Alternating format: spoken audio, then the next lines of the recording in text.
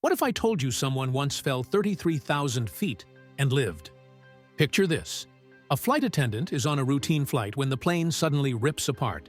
She's thrown into open sky, no parachute, just a silent, impossible fall. Yet somehow, she survives.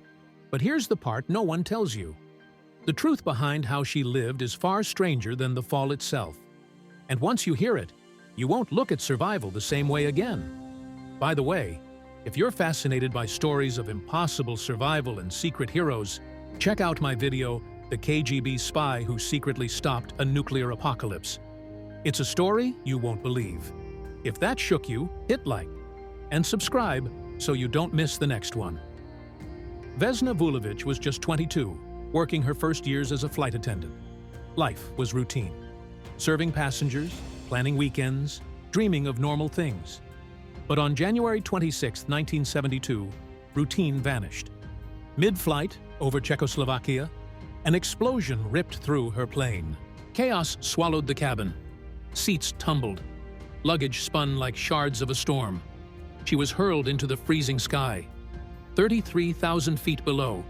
Nothing but forest and snow. No parachute. No chance. No warning. Death should have been instant. But Vesna's body hit the treetops first, tangled in wreckage, before smashing into a snowdrift. Therefore, the lethal force that should have destroyed her was scattered across time and space. She survived. But survival was just the beginning. She awoke in a hospital with a shattered body, fractured skull, broken legs, crushed vertebrae. Doctors said she would never walk again. But Vesna refused to accept it. She relearned to sit. She learned to stand. She spoke again. She rebuilt a life from pieces the fall hadn't taken. Pause and imagine this. If you were Vesna, floating through the freezing sky, knowing the world expected death, what would go through your mind in those final seconds? Write one sentence below. The world called it a miracle. Guinness World Records recognized her for the highest fall without a parachute.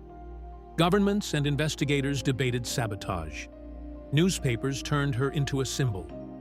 Therefore, she became more than a survivor. She became a story, a legend. Yet, most people focus on the record or the headline. Here's the angle no one emphasizes. This is a story about the threshold between human fragility and human resilience. The fall didn't just test her body. It exposed the limits of what anyone could endure. She lived through forces we can barely imagine.